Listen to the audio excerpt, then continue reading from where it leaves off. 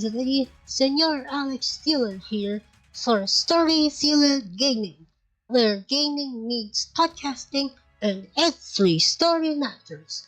Welcome back to another installment of Snap, a Marvel Snap series wherein rather just playing this iteration or playing Marvel Snap, we're just gonna go ahead and without talking about the deck and such.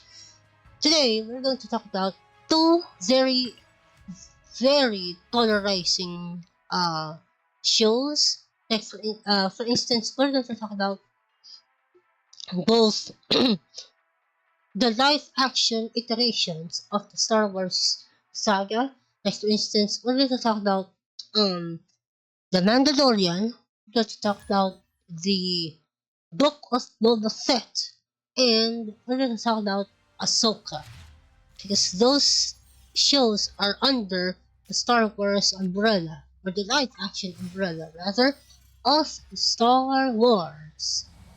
So, to tell you the truth, I absolutely enjoy uh, rewatching those shows because they are, like I mentioned before, a classic for a reason. They uh, institute or they have a long-lasting cultural impact. It is crazy. Like the way they uh, went ahead and um, decided to make these shows after the success um of of their animated ventures speaks volumes to how good they are and how um important they are to the mythos of the Star Wars universe. The mythos of the Star Wars universe is just absolutely beautiful, and I would not miss it for the world, especially for people who like Star Wars like me.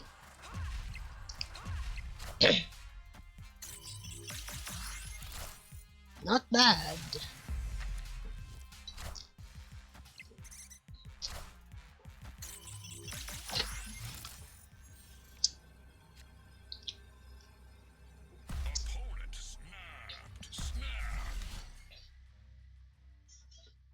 Recorder. Yeah.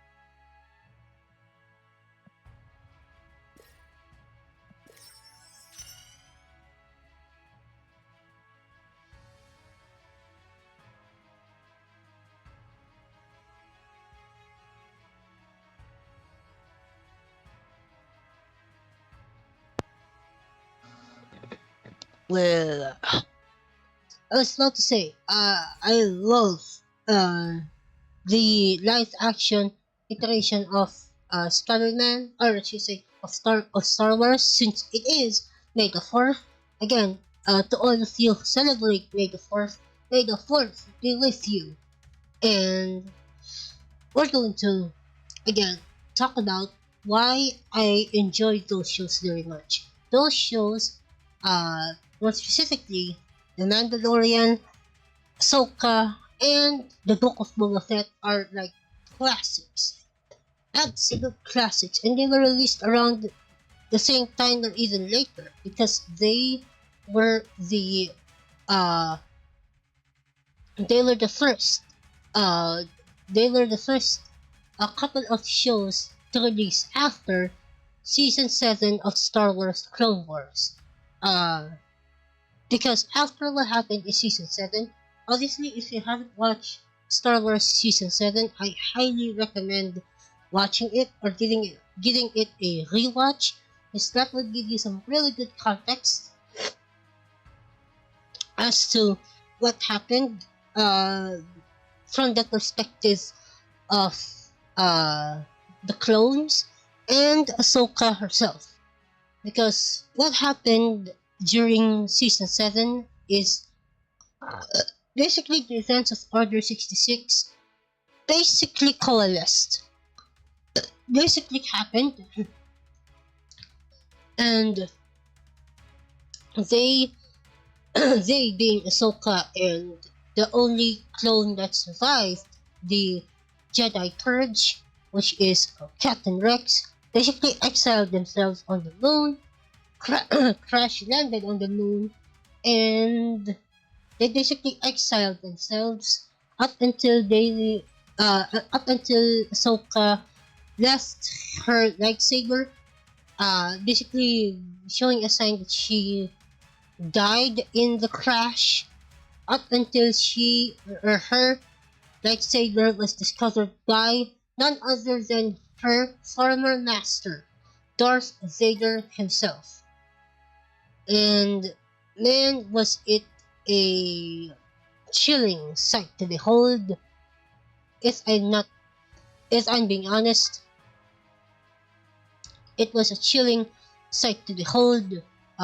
Basically, it was a chilling sight to re-watch that and revisit that whole final arc of season 7 of Star Wars. It sent chills down my spine. And basically, after what happened during that time, uh, Disney decided to release 3 shows back to back to back, referencing that historic climactic ending to that show, and more specifically in Ahsoka. Ahsoka is basically the love letter to all of us who enjoyed Star Wars in the past, and subsequently in the present as well. Because it basically brought back. Oh, excuse me. They basically brought back characters that we haven't uh seen again in quite some time, and that includes the titular character Ahsoka, which is now performed in live action by none other than Rosario Dawson. Rosario Dawson is a very good actress. I saw some snippets, I saw some clips of her as Ahsoka, and let me tell you, she is awesome. She is an awesome, awesome character, an awesome actress, and she was able to kick some ass and take some names with her portrayal of Ahsoka. And funnily enough, uh, Hayden Christensen, the original actor who portrayed Anakin Skywalker, returned in this show to portray both as Anakin and his dark side counterpart, Darth Vader. And let me tell you guys something. That encounter was bone chilling, to say the very least. That encounter between, uh, at this point, post Star Wars Rebels Ahsoka and post Episode 6 Return of the Jedi Anakin slash Darth Vader was cathartic, to say the least. Was so damn cathartic. It was mind-boggling. I had the chills. I had the chills running down my spine. It is a classic. It is a classic for a reason, and that's why I enjoy rewatching them. You know, tear it up on the big screen, on the stage. And that's why I enjoyed Ahsoka. Whereas we have the Mandalorian. The Mandalorian obviously centers around Mandalore and what happened after the events of season 7. Because if you don't remember what happened in season 7, let me give you guys a breakdown as to what happened in season 7 of Star Wars Clone Wars. During season 7, or specifically during episode 9, Old Friends Not Forgotten, if I'm not mistaken, as the title of the episode. Anakin and Obi-Wan at the time are battling on Yavana in the most climactic battle between the Republic and the Separatists. And by the way, the Clone Wars are coming to a close during this period. During what do you call it? During episode 9 of season 7 of the Clone Wars. Anakin and Obi-Wan were uh re re retreated rather back to their Republic Star Cruiser by Admiral Yularen. Basically, they want them to return to the Star Cruiser because there was a intercepted transmission. There was a transmission using the alias Fulcrum. And we all know who Fulcrum is because if you watched Star Wars Rebels, Fulcrum was the alias of none other than Ahsoka Tano, the former Padawan slash apprentice of Anakin Skywalker, who basically exiled herself from the Jedi Order after she was framed for something she did not do, but again was framed and accused wrongly back in season 5. So that's how deep this thing goes. This rabbit hole goes. And wow. So like I said, The Mandalorian is basically the sequel or the events that coalesced after what happened is the execution of Order 66, the execution of the Jedi Order, the slaughtering of the Jedi, the slaughtering of the younglings, among many, many, many others. And The Mandalorian takes us into a world wherein Din Djarin takes the reins as the new protagonist of this series, alongside a cute alien in the shape of Yoda, which is known as Grogu or Baby Yoda for short. It takes us on an adventure unlike any other. The Mandalorian takes place after the events of Order 66 and the eventual redemption of Anakin during Episode 6, Return of the Jedi. Star Wars Episode 6, Return of the Jedi.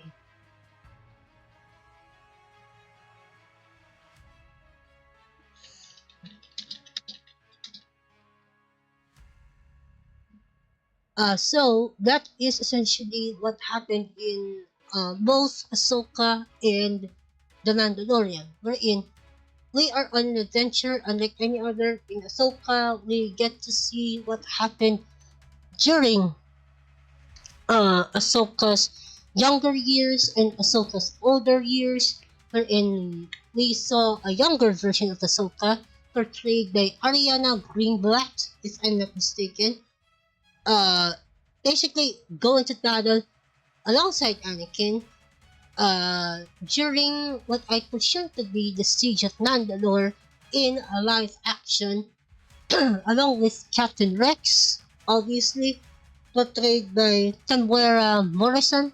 Temuera Morrison is the old voice actor or actor in general for the the clones, more specifically Captain Rex and the other clones as well under uh, the command of the Jedi and the Republic in general.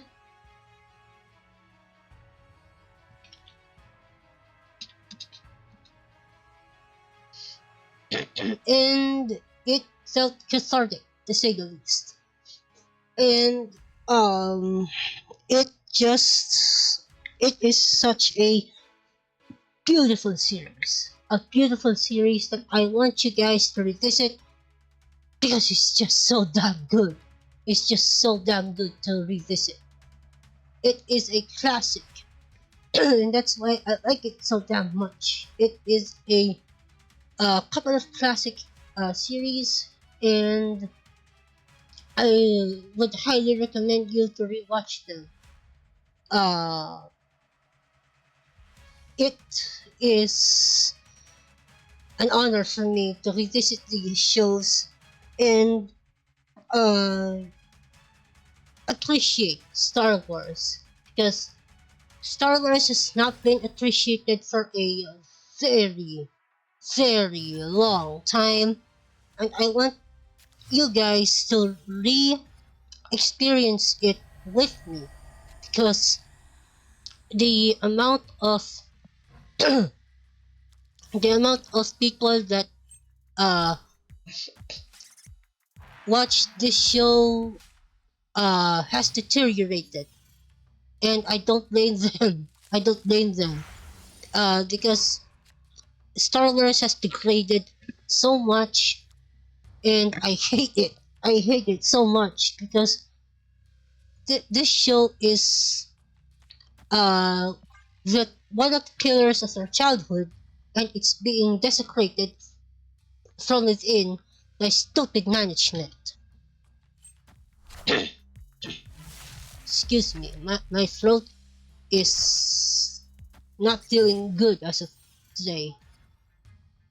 I'm feeling unwell.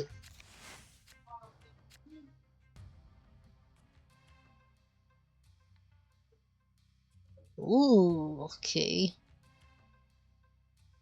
Nice and shiny squirrel girl you got there.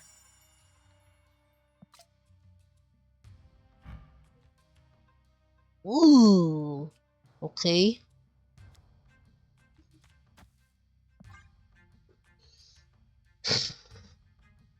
So, like I said, I absolutely love uh these three shows. And by the way, I haven't talked about the Book of Boba Fett yet.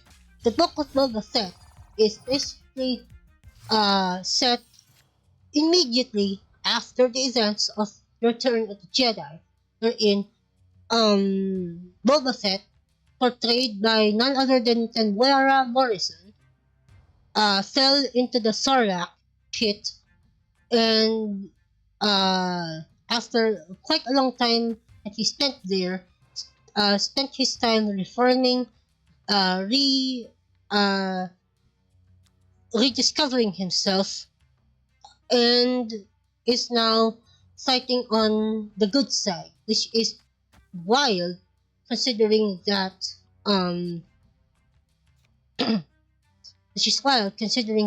he was once a villain in the Star Wars mythos, and she is or he is rather redeemed in this series by his actions that honestly were pretty noble, to say the least.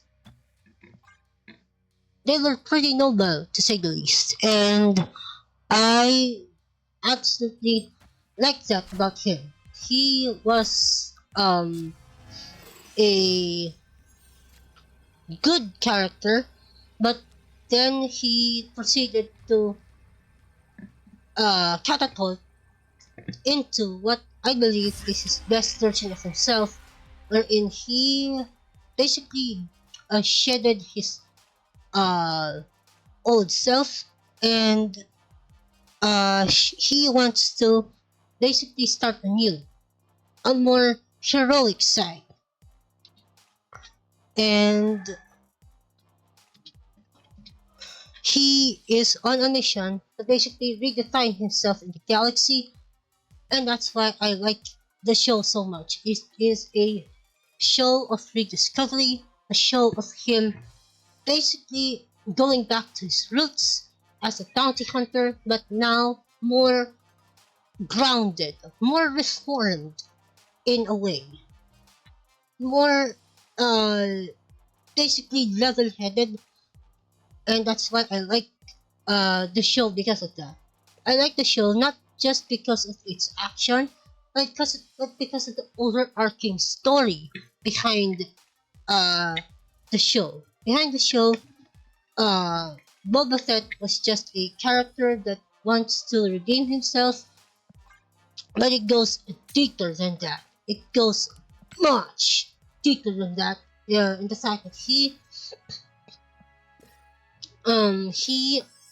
what do you call it? He basically had the balls to reinvent himself, and that's what led him to redesign himself back in the Sarlacc pit.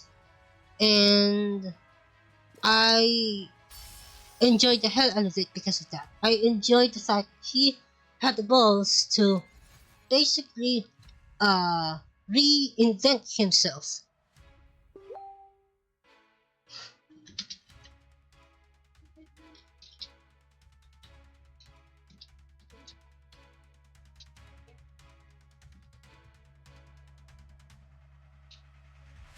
And that's essentially why I like these three shows. All of these shows are individually good, and I would love for you to rewatch them because they are some of the classic shows that Disney has ever put out before their eventual collapse.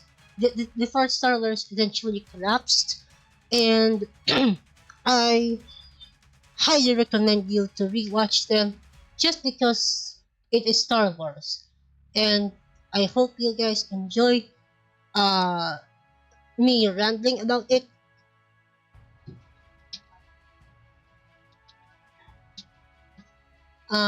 As much as I have decided to ramble about it for, I don't know, 22 minutes or 56 minutes over here on the live stream. So, that's all I gotta say. Thank you all so much for stopping by. Thank you all so much for watching. If you did enjoy the stream and the video, if you're watching this on YouTube, don't hesitate to drop a like down below. Subscribe to the Storyfuel Gaming YouTube channel if you haven't done so already. And if you're watching this on Twitch chat, don't hesitate to drop a follow. That is free, and free is good. That's all I have for now. So until next time, Storyfuel Squad, Senor Alex Fuel, signing out. Stay safe. God bless you. Have a good one. I'll see you all tomorrow. Peace out. Adios.